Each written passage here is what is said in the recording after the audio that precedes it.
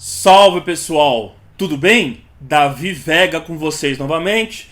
Bom, hoje eu quero dar continuidade aqui à série de livros e filmes diversos que eu venho comentando. E hoje eu quero falar de um livro, né? Na verdade é um cantar de resta, já vou explicar o que é um cantar de resta, que se popularizou muito no universo ibérico, principalmente na Espanha, né? E ganhou uma versão cinematográfica muito famosa, estrelada pelo Charlton Heston e a Sophia Loren, né, em 1961, que é o grande El Cid, El Said, El Cid, o Senhor, né, um grande herói espanhol que participou ativamente na Guerra de Reconquista da Península Ibérica contra os mouros, né? E eu vou explicar um pouco essa trajetória. Antes eu peço, por favor, para vocês se inscreverem no canal, dar o like, compartilha, deixa aqui seu comentário se vocês já leram o livro ou se vocês já assistiram o filme, seja a versão antiga com Charlton Heston ou essa série nova, acho que do ano passado, né, 2022, 2021, se eu não me engano, feita pela Amazon Prime, uma série espanhola, né, que está na Amazon Prime também, do El Cid, né. Bom, eu sou filho de espanhol, né? Por isso que eu tenho um carinho muito grande com a cultura e literatura espanhola. Meu pai é de León, e León pertencia a Castilha e León, né? É perto de Burgos, onde nasceu El Cid, que seria basicamente quase que a capital da Castilla la Vieja, Castilha Velha, né? E o El Cid era chamado Dom Rodrigo Díaz de Vivar. Vivar era o local dele de origem, né? E eu lembro do meu pai falando que tinha uma lenda. Ele nasceu num pueblo chamado Huerga de Frailes, né? E naquele pueblo tinha uma pedra, né? Com uma marca de uma ferradura nessa pedra, que a lenda dizia que era do cavalo Babieca, que era o cavalo do El Cid. Meu pai cresceu acreditando, a gente não sabe se é verdade ou se é só uma especulação popular, né? Mas meu pai cresceu embebido dessas histórias e ele me passou quando eu era criança. E depois de uma idade mais avançada, mais adulta, eu pude eu mesmo ir atrás de tudo isso, né? Bom, o El Cid, a gente conhece a história dele por conta dos Cantares de Resta. Os Cantares de Resta eram epopeias muito parecidas com aquelas do herói, né? Que contava a história do herói, tal qual Ulisses, né? Daquelas da Ilíada e da Odisseia, que nós conhecemos as trajetórias e aventuras de Ulisses e tudo mais. Só que ela era do período medieval, contando a história do El Cid, que teria nascido em 1043 e falecido na Batalha de Valência em 1099, né? Só que elas ficaram muito popularizadas por conta de um medievalista espanhol, um historiador espanhol, conhecido como Menéndez Pidal. O Menéndez Pidal, inclusive, ele participou como consultor histórico das filmagens do filme do Charlton Heston em 1961 na Espanha, né, que foi gravado lá. E ele participou como consultor, ele deu umas dicas e uns pitacos, vamos dizer assim, como ele sendo espanhol e também historiador, né, muito famoso, Menéndez Pidal. Bom, eu tenho um livro aqui que conta e desmistifica um pouco esse mito do El Cid, que é do Richard Fletcher, um professor de Oxford, medievalista também, que ele vai falar muito do Menéndez Pidal nesse livro. E nesse livro ele não conta só a história do El Cid, ele faz um contexto histórico da própria invasão muçulmana da Península Ibérica e a história de Al-Andalus e os últimos visigodos, que seriam os descendentes, os cristãos espanhóis descendentes dos visigodos, por parte do Roderick, que era o Rodrigo, né? O Rodrigo que empenhou uma luta contra os muçulmanos, né? E ele vai discorrer sobre Al-Andalus e sobre essa traição do rei Ágila II, né? Que teria feito um acordo com rivalidade ao Rodrigo com os muçulmanos, e eles cruzando o rochedo de Tarik, o Tarik seria Gibraltar, que hoje é possessão inglesa, né, domínio britânico, cruzando o rochedo de Gibraltar, então os mouros conquistaram a Península Ibérica. Me lembra a cena inicial do filme do El Cid, né? Que já começa o filme com o Ben Yusuf, né, falando: primeiro conquistaremos a Espanha, depois conquistaremos a Europa e depois o mundo. Dizem sobre sobre sua cultura, falando para os árabes, de grandes poetas, grandes cientistas. Façam com que esses cientistas criem flechas venenosas para matar nossos inimigos. Ele vai discorrer em tudo isso. Eu cresci assistindo esse filme, é muito legal. Tem completo dublado no YouTube, inclusive, vocês podem achar aqui no YouTube. Ele vale a pena, é um filme muito bacana, né? Que conta toda essa história, né? É do mesmo diretor da queda do Império Romano. E eu tenho que também é com a Sophia Loren, né? Eu tenho um vídeo falando sobre esse filme, uma resenha sobre o filme da queda do Império Romano. Vou deixar na descrição desse vídeo aqui para vocês verem meu comentário também sobre esse filme, né? Bom, e o que a gente tem que ressaltar então, falando dos Cantares de Emile Cid? Antes eu vou fazer um pouco da contextualização que o Fletcher fala nesse livro aqui. Ele começa falando de Al-Andalus. Se tem uma ideia de que os árabes tinham uma espécie de unicidade, os que conquistaram a Península Ibérica, né? Eram os Omíadas, né? Mas na verdade eles eram muito diversificados, eles não eram homogêneos, tinham vários subgrupos conflitantes entre si, assim como nos reinos cristãos também havia disputas e conflitos entre si. Os árabes, eles eram a elite desse grupo muçulmano, que tinha também os magrebinos, do Magreb, que é no norte da África, ali na região do Marrocos, né? Os magrebinos, da Mauritânia, né? E também eslavos, da onde vem a palavra escravo. Eles pegavam eslavos que eram do leste da Europa e levavam para a Espanha para serem escravos. E também alguns africanos subsaarianos, negros, né, mas que era uma minoria muito pequena, sendo que a maior parte era de semitas, né, de árabes que tinham conquistado esses povos eslavos e também esses povos magrebinos que eram levados e transportados para a Península Ibérica, né. Já nos reinos dos cristãos você tinha os descendentes dos visigodos e os astures. Começa uma batalha com Covadonga, né, Covadonga do Dom Pelaio ali, que iniciou um projeto a luta de reconquista ali nos topos dos picos da Europa, ali na região da Cantábria e também da Astúrias. E aí os árabes não conseguiram chegar nesses picos de Europa e os cristãos, descendentes dos visigodos, né, do Alarico, né, que tinha capital em Toledo, inclusive a capital dos visigodos, começam a guerra de reconquista contra esses muçulmanos.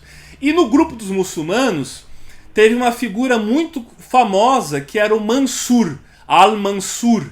E esse Mansur conseguiu uma relativa paz por muito tempo no reino islâmico, né? Eu tenho um vídeo falando do islamismo, vou deixar também na descrição desse vídeo aqui contando um pouco da história do islamismo, né? Que surge no ano 600 e poucos.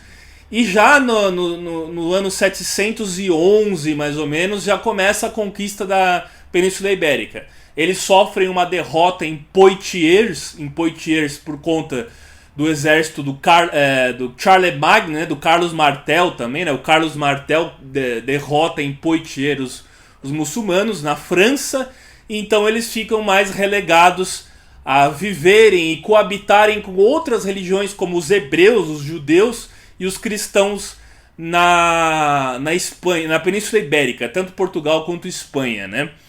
E o curioso é que no reino de Al-Andalus você tinha os moçárabes. Os moçárabes eram os cristãos que viviam em Al-Andalus, nas conquistas, nas possessões islâmicas, que continuavam proferindo sua fé cristã.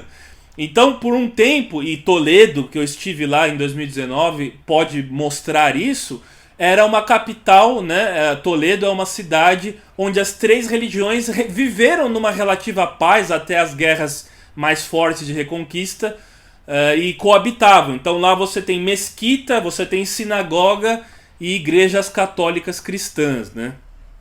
Bom, então, essa guerra de reconquista ela vai durar até 1492, com a queda de Granada, né? Quando os cristãos recuperam por completo a Península Ibérica, né? E lançam o Edicto de Granada, né? O Édito de Granada, que era uma espécie de embrião dos tribunais inquisitores contra os hebreus principalmente e os semitas em geral e os islâmicos, que se tornavam cristãos novos. Os cristãos novos eram os que se convertiam ao cristianismo, mas alguns deles, até mesmo convertidos, continuavam professando sua fé dentro do ambiente privado, né? Os judeus e árabes, né? Mas um episódio muito famoso, depois até do próprio El Cid, que morreu em 1099, foi a Batalha das Navas de Tolosa. Nas Navas de Tolosa, em Jaén, né, no sul da Espanha, foi quando os exércitos cristãos de Aragão, Navarra e da própria Castilha conseguiram empreender, e a partir daí conseguiu-se ter uma resistência mais efetiva contra os muçulmanos. Ela acontece em 1212, a Batalha das Navas de Tolosa, e ali surge a expressão Santiago e Cierra Espanha. Santiago e fecha a Espanha, que o patrono dos cristãos era o Santiago, que está sepultado, esse apóstolo de Cristo, né? Está sepultado na Catedral de Santiago de Compostela, na Galícia, né? Onde tem o caminho do Santiago de Compostela, que passa por León, onde meu pai nasceu. Onde meu pai nasceu, um pedaço do caminho de Santiago passa por ali, né? Bom, mas isso é uma outra história. O que eu gostaria de falar é da história do El Cid. O El Cid, ele é um homem que ficou muito rico no seu tempo. Ele não era necessariamente nobre, mas ele se fez nobre. E ele era muito amigo do rei Sancho, que vai ser o futuro rei Sancho, filho do rei Felipe, né? Desculpa, Fernando. Fernando tinham 3 filhos. O Sancho, o Alfonso e a Urraca. A Urraca é uma rainha que depois vai ser muito famosa, porque ela vai ser considerada a rainha Urraca de Zamora. Zamora é da região leonesa, onde nasceu meu pai, e ela foi uma rainha muito importante para aquela região, né? Mas quando o Fernando morre, o Sancho e o Alfonso têm uma disputa. Primeiramente, o El Cid, o Rodrigo Dias de Vivar, fica do lado do rei Sancho, né? E ele consegue chegar na alcunha de El Campeador, o campeão, que era o cavaleiro campeão do rei, quando ele defende numa batalha de Calahorra, e aparece no filme essa cena. Ele consegue vencer e deixar para o reino de Castilha e León a cidade de Calahorra contra o campeão, o campeador, o campeão do reino de Aragão, né? E essa rainha Urraca, aí já é uma dramatização do filme, mostra ela como rival da esposa do El Cid, que era a Ximena, interpretada pela Sofia Loren. A Ximena, ela tem uma decepção com o Rodrigo Dias de Vivar, porque ele matou o seu pai, porque o seu pai desonrou o pai do El Cid, e naquela época, para fazer valer a honra de seu pai, o Rodrigo Dias de Vivar derrota num duelo o pai, mata, né, o pai da Ximena, e por um tempo ela fica de luto contra ele e tudo mais, e fica esse triângulo amoroso entre a Urraca, a Ximena e o Rodrigo Dias de Vivar, mas depois ele acaba ficando com ela. E no dia do casamento dele, que era para ser o casamento dele com ela, ele acaba capturando uns mouros. Só que o povo embebido de ódio quer que ele mata esses mouros, executa, enforca esses mouros, e ele fala que não, que ele vai deixar eles viver, né? Ele era muito justo. E do lado do El Cid tinha alguns árabes também, alguns grupos dissidentes contra o Império Omíada, né, do Ben Yusuf, que ficaram do lado do El Cid. Então era assim como alguns cristãos também ficavam traindo os outros reinos cristãos e ficando do lado dos árabes, né? Então ele é acusado de traição, mas depois dessa batalha ele se torna o campeador e é perdoado por isso, né? E acaba sendo o campeador, por isso que é El Cid, el campeador. E esses árabes que ele poupa a vida chamam ele de El Said. El Said é o Senhor, meu Senhor, El Cid. Por isso que nos cantares de resta são cantares de mio Cid, do meu Cid, né? Bom, então, tanto na história do El Cid, quanto dos livros, né, do poema épico, quanto no filme, vai mostrar então as primeiras batalhas dele empreendida contra os islâmicos, sendo aliado do rei Sancho. Só que depois tem uma rivalidade, o rei Sancho morre e o rei Alfonso chega ao poder. E o Alfonso era muito amigo da sua irmã Urraca, a rainha Urraca de Samora. Então, o El Cid acaba sendo perseguido por ele, porque ele era leal ao rei Sancho, né? Mas depois, por conta da sua bravura na guerra contra os islâmicos, contra os muçulmanos, o El Cid e também a sua figura popular, ele era amado pelo povo, ele era aclamado pelo povo, ele acaba sendo perdoado. E a fidelidade dele é tão grande que mesmo sendo sua vida sendo atentada e perseguido pelo Alfonso, ele permanece leal ao rei, ao verdadeiro rei, que seria o rei espanhol, Alfonso, né? Então ele fica do lado dele. É bom lembrar que essa ideia de Espanha enquanto nação não existia na época, né? Claro, porque eram vários reinos que estavam lutando entre si, né? Essa unificação só vai acontecer em 1492 com a rainha Isabel la Católica de Castilha e Fernando de Aragão, né? E depois, logo depois, em 12 de outubro de 1492, Colombo, a mando da rainha, chega à América, né?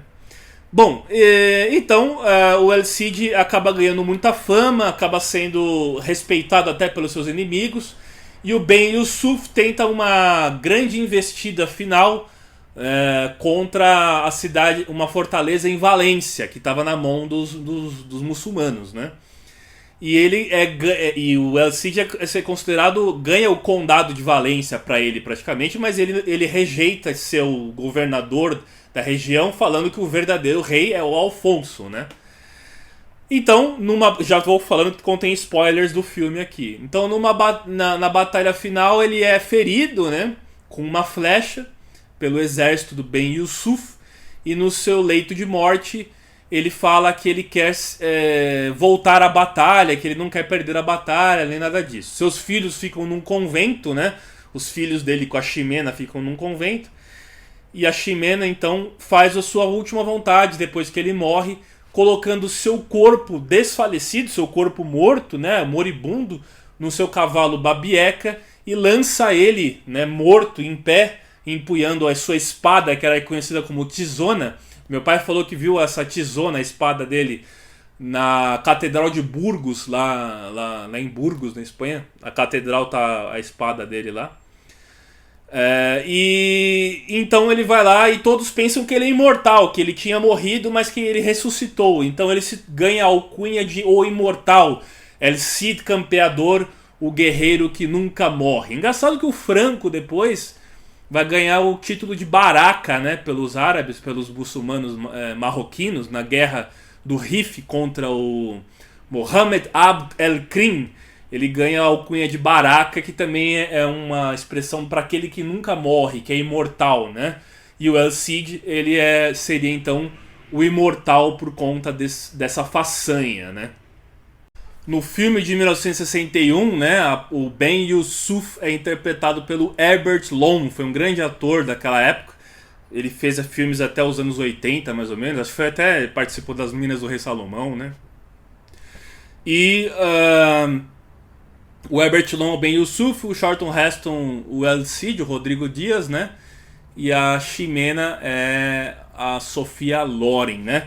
Nesse livro aqui do Richard Fleischer, ele fala muito sobre o mito que esse filme lançou a figura do El Cid no mundo inteiro, né, se tornando uma figura bem popular. Claro, depois do trabalho do Menéndez Pidal, que foi consultor histórico do filme, né, e é muito interessante isso. Os árabes legaram um grande legado na Espanha, né, e em Portugal também, com as suas construções mourescas em Al-Andalus e no Algarve, em Portugal. como o Palácio de Granada, né, a La Alhambra, né, a Mesquita de Córdoba, que depois teve em Sevilha La Giralda, né, que é a junção de catedrais católicas edificadas em cima das ruínas das mesquitas mouras, né, e das sinagogas judaicas, né, que é um sinal da Inquisição, de imposição da religião cristã sobre as demais religiões que saíram derrotadas, né? No idioma tanto português quanto espanhol, a gente tem várias palavras de origem árabe, né? Essas palavras começam com alcachofra, almofada, né? Alface, né? Essas palavras são palavras de origem árabe, né? Alguns dizem que 40% do idioma espanhol é de origem árabe, outros dizem que não passa de 20%. Fica essa discussão para saber qual é a influência. Mas no próprio povo espanhol é muito forte, no flamenco, a melancolia do cantar das cantarinas, das cantoras de flamenco, né? O próprio fado português tem uma presença de lamentação muito grande também, de melancolia, que vem desse mundo oriental, que vem do Oriente, além das especiarias e das práticas que vinha, né? Bagdá já foi o grande centro da ciência no mundo, né? As obras de Aristóteles foram traduzidas pelos árabes, né? Foram introduzidas no Ocidente tempos depois, na Idade Média, pelos árabes, como o Averroes, o matemático, né? E isso ajudou muito tanto Portugal quanto Espanha para ter as suas inovações. Os portugueses foram os que criaram a caravela, os espanhóis o galeão, e eles navegavam pelas estrelas, pela astronomia, né? Pela navegação pelas estrelas, que eram herdados das práticas dos mouros. E graças a isso é que Portugal e Espanha se lançou nos mares e praticamente descobriram, né, boa parte do mundo desconhecido para o mundo antigo, né? Não é que não existia, claro que existiam povos aqui e tal, mas foi a descoberta e revelação de continentes e de lugares do mundo para o mundo antigo que não eram conhecidos, né? Bom, vale muito a pena ler esse livro do Fletcher se vocês querem desmistificar os grandes mitos em torno do El Cid e dessa reconquista espanhola, que o próprio Ortega y Gasset faz chacota, né? Que espécie de reconquista é essa que durou 800 anos para ser concluída, né? Falando que esses povos também são povos participantes e presentes da história ibérica, que não deve ser contada a história como uma reconquista contra um inimigo forasteiro, sendo que na verdade eles foram incorporados até mesmo entre os cristãos novos depois e ficaram 800 anos. A presença deles é muito forte, né? 800 anos na Península Ibérica, certo? Então recomendo o filme de 1961 e também o poema épico El Cantar de Mio Cid, os Cantares de Gesta. Muito obrigado. Curta, se inscreva, compartilhe, deixe seu like, deixe seu comentário. Vamos sempre promover a cultura. Valeu, gente. Obrigado.